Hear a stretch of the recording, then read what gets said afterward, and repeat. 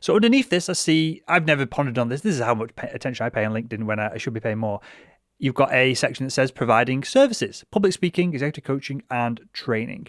How recent is that? Because I've also got it on my page, but I don't remember ever filling it out. I think this was last year it came out. It's a very new feature. So I'm just clicking on it now, see all details. Cool. So as a salesperson specifically, what are the options for us? Is there an option for ads?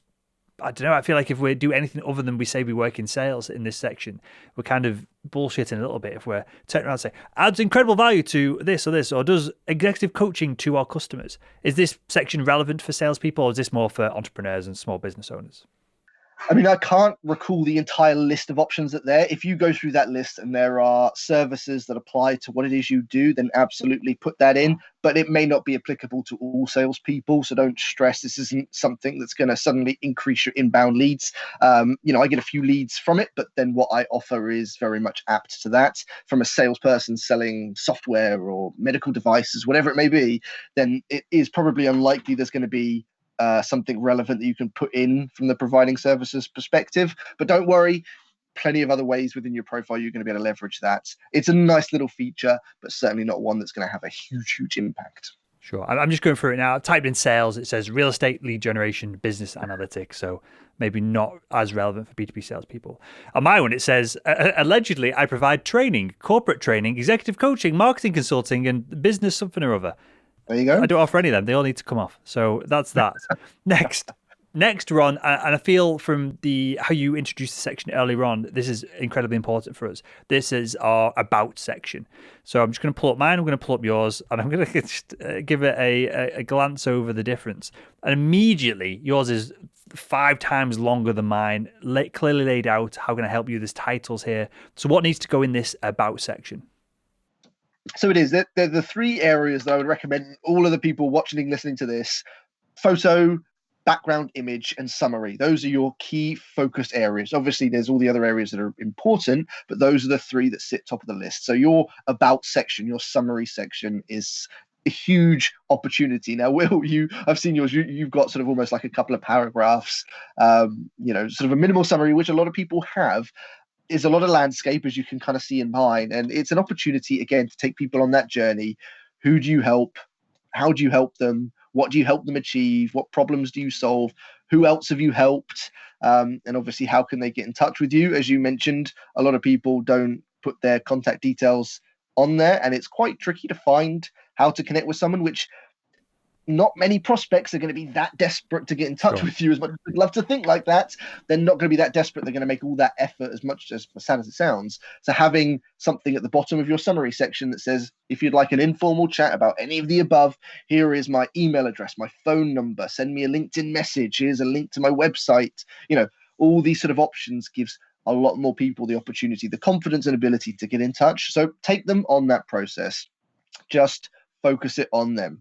Who do you help? I help VPs of marketing, sales teams, companies of these sizes, VPs of sales. It's almost like a qualification checklist. You want to take people on a journey where by the end of it, they're either going to think, no, that's not relevant for me. And that's fine, because we want to qualify people out. But then you're also going to get people that are ticking boxes. Oh, yeah, I'm a VP of marketing. Great. I help them solve this problem. I have that problem. Here are some companies that I've helped. I know those companies. They're going to get to the bottom and think, okay, actually, this is quite relevant to me. I'm going to connect with this person. I'm going to follow this person. I'm going to check out their content. I'm going to read more of their profile. That's the sort of journey you want to take your prospects on. And having that within your summary, it's the biggest area you've got in your profile to answer those questions and provide that value. Something you've said multiple times now, so I'm going to go back as soon as we finish recording and add some content on. This ability to, or the option to add other contact details for you, because I know if maybe I wanted to get in touch with yourself, Daniel, and I went on your LinkedIn profile, I probably don't want to send you a LinkedIn message because you're probably getting hounded by LinkedIn messages. I probably want to either drop you an email or pick up the phone. I know you see you've got your email address on here numerous times. So you're giving the buyer an opportunity. You're giving the buyer the opportunity to communicate in the way they want to communicate. Right? Is that what we need to drill into our own heads? LinkedIn might not like this. LinkedIn might want you to communicate via the platform so they can mine all that data to throw ads at everybody. But for the buyer's perspective, we want to make it seamless for them to reach out to us, don't we? You want to give them as many options as possible because people have different preferences. Now, the funny thing is, because I've trialed this in so many different ways over the years, but I've had it where I didn't put in my profile to send me a LinkedIn message. I didn't put that option in there, even though it's obviously there. I didn't put it in writing. And then the moment I put it in writing, I get an influx of LinkedIn messages. So giving people permission, but also variety. Some people prefer to send you a LinkedIn message. That's fine. Some people prefer to communicate via email. Some prefer via phone. So the more options you give, the wider the audience you're able to reach. Yeah, that makes total sense. And going back to my one, I've just not updated it in like probably 4 years, 3 years, probably since I spoke to Vivica last time on the show. So how often do we need to update this? Should we just have it in the back of our mind when something big changes, we update it? Or is it do we need to stay top of mind, and do we need like yearly training from someone like yourself, Daniel, to stay on top of all these changes that we need to make to our profile? You do need to keep up to date with it. I mean, yearly training might be a bit of a step too far, certainly just on the profile. But my advice would be, hopefully, everyone who's watching this now learns quite a lot. Go and invest a bit of time updating your profile. Now, if you do a proper full update from A to Z, from top to bottom, then that should last you a couple of years. What I would recommend is on a quarterly basis, just having a quick check. Maybe you've won some new customers that you want to add into your summary section because they're good names, they're relevant, and it's worth mentioning. Maybe you've got a new product that you want to add in to your summary. Maybe there are new recommendations you want to add to your profile. Maybe the website's had a rebrand and you want to update your banner. There might be lots of little things you want to do, but at least on a quarterly basis, just keep an eye. Look at your competitors' profiles, look at other people in the industry's profiles. Just keep your ear to the ground and make sure you're making your profile stand out in the industry, because it will change on a semi-frequent basis, but you wouldn't need to do a full refresh. I would say anywhere between 12, 18, maybe 24 months. You might want to then give it a nice refresh. But like going back to the Gong example, and even mine hasn't changed massively over the last few years. The Gong style won't need to change unless Gong changes or someone moves on to a different role. Beyond that branding, that layout has the opportunity to last for several years. Perfect. Okay, so you now have a section that I deleted because I couldn't be bothered adding more stuff to it and updating it. You have a huge, surprisingly big featured section where you've got a YouTube video. I think this is a link to your masterclass. And then you have a contact page. Jesus. Then you've got a page of testimonials. Then there's an author page. I think there's even more beyond this. So what do we need to be included within this featured section? And as I see this on your profile, it takes up so much real estate and there's so many images there, which we're struggling to fit images other than emojis in other parts of the profile. This seems like a quite an impactful section to get people clicking, to get people to go that one step deeper than just reading a few paragraphs about yourself. Yeah, it's a really great part of the profile. Now, obviously, one thing to be clear, I am the product that I sell, which is very different for a lot of salespeople out there that are selling a specific product or service. So it's a bit different for me, where obviously I will have videos of me, photos, and so forth. If you're a salesperson selling a product, this is your opportunity again to collaborate with marketing and start to put in some customer testimonials. You could have a couple of case studies in there, maybe a core company video. Maybe you record a quick 1-minute video and put it in that featured section. Again, think about the psychology of the prospect or customer viewing your profile. They've hopefully had a good impression with your photo, your banner. They've been engaged by your headline and your summary section. So when they get to that featured, the ones that have made it through the funnel will want to learn more, and they will start to scroll and look at some of those. And some will watch the video, some will read the testimonials, the case studies. So having good on-brand, consistent messaging that's only going to help amplify that you can be trusted, that you're credible, that obviously you've got happy customers, and that can bring to life, as you said, visually what it is you do and how you help, then that can really work well for your profile. But this is again another great opportunity for marketing to work in, because you want to have good, polished, quality content going into that featured section, which can sometimes be done much better by the marketing department, who will have all the testimonials, case studies. That tends to come from them. Sure. And just as I go back to medical device sales here, I've still got them on my computer now, loads of pictures of the end of training sessions where we'd get the group together in the operating room and we'd get a big cheesy photo of us all. And it was never used for anything. But now, in hindsight, not that I'd be ever going back to medical device sales, hopefully, everything would have to go to complete just cock for that to happen, Daniel. But if I did, I've got almost assets there that could be repurposed on here. And a photo doesn't age that much, especially when we're all wearing scrubs, as opposed to anything that might change in fashion or anything like that.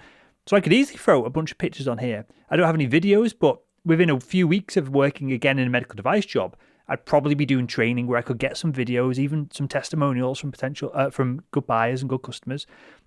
It seems like even in B2B sales, there's plenty of content that we could, with just a little bit of effort, put in here and make it much more of a kind of a multimedia led profile as opposed to just the text. Because some people, right, they love reading text. Some people love watching video. I know a lot of our listeners and the listeners of this show, more people will listen to this than ever watch it on video. And so we've got to give people the format they want to consume, right? Absolutely. And you're right, Will. We all sit on assets of potential content. It could be photos, it could be, testimonials, it could be recommendations that will appear a bit further down in our profile. There are tons of great content that we sort of sit on, or again, the marketing department, the business sits on, that could be used. And that featured section just brings it to life. It just brings it to the sort of front of mind. It's at that perfect spot right below your summary where you've taken them on that journey, showing them how you can help and who you help. So when they get to it, the people that are going to get that far down your profile are, going to be relatively qualified prospects, because if they're not interested, they would have gone.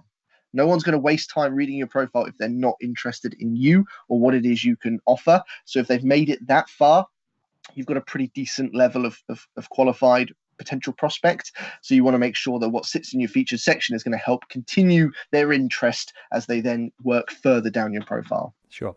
Now, this is where Daniel, yourself, the king of social selling, clearly stands out above myself and I guess 99% of people on the platform.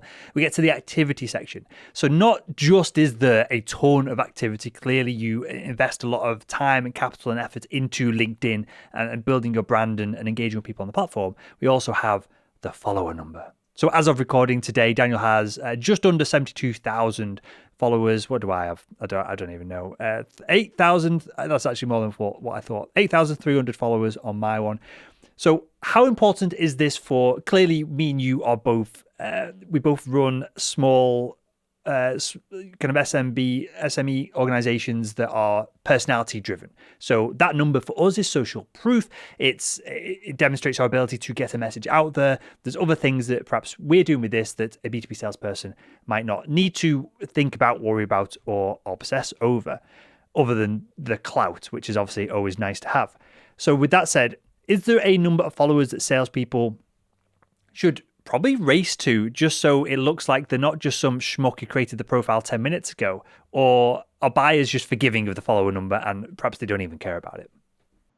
It does bring a level of social proof. I mean, obviously for me as a LinkedIn trainer, I should need to have a certain level of audience to prove my credibility as someone who's been able to be successful and continue to be successful on LinkedIn. So it does help in what I do as a salesperson. Again, having a strong audience does make you look more credible. If you are a salesperson, you've got 300 connections, 300 followers, and they're going to look at someone else who might have 3,000, psychologically, you're going to look at those people differently. Now, that's not to say people are vain enough to look at those numbers in themselves, but certainly if you do all the things around social selling, right, you will grow an audience naturally anyway. And that is kind of just the proof in the pudding. I mean, Will, as an example, you've got 8,000 followers on LinkedIn, but if yours was, say, connected to the metrics of your podcast listeners, your podcast downloads, that number's going to be much bigger. And obviously, again, that is what then provides that social proof to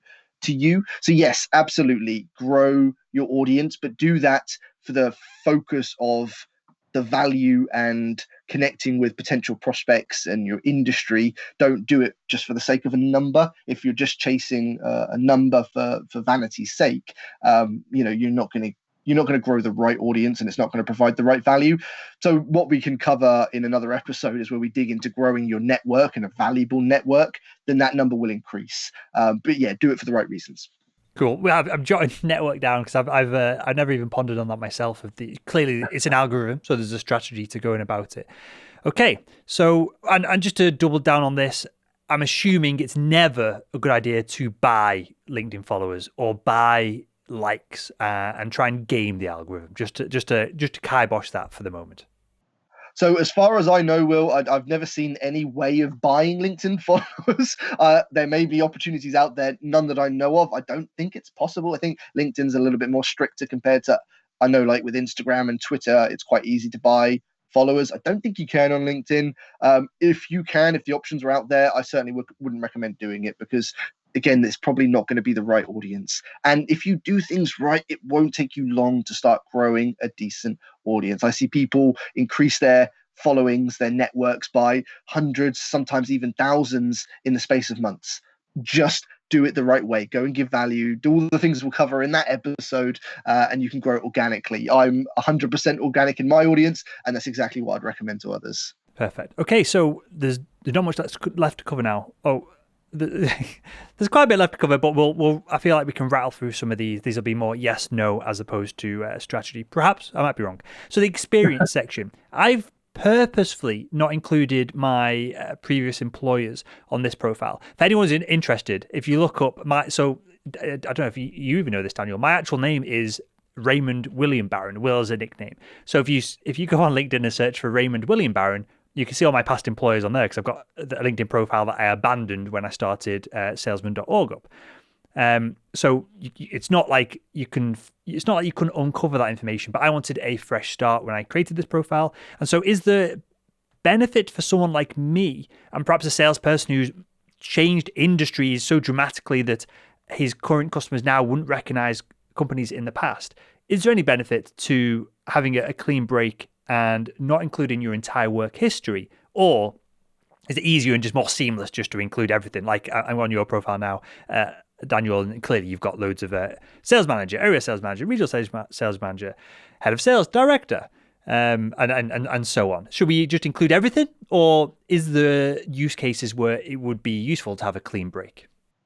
I think there are some special cases, and yours being one of them, Will, where having that fresh start can work. Again, you are the brand, the show's the brand, and that is quite different to what you were doing, and very minimally connected. People aren't going to look at working with you and need that sort of history to make that decision. They're going to do it based on everything you've achieved now. I would personally recommend for most salespeople out there, it probably is worth having your past experience on there. What I would suggest is keep it to a minimum. A lot of people, again, because your profile is designed like a CV and a lot of people fill it in like a CV, they put all of this information on each of their previous roles. Sometimes there's even more information in their previous roles than they put into their current position. And it just draws the focus away from what it is you're doing now. So if you look at mine, it's literally got the basics of the company I worked with and the job title I had there. I used to have, and I do also suggest you could just have a couple of bullet points as to what you achieved there. Again, focused on your customers, not what you achieved, but how you helped people, etc. You can have a couple of bullet points, but beyond that, keep it to a minimum. It doesn't have a huge impact on sales and prospecting, etc. But at least it gives people the opportunity to see what experience and knowledge you might have. It's going to be a small percentage of people viewing your profile that will make it that far down and that will actually consume that part of your profile.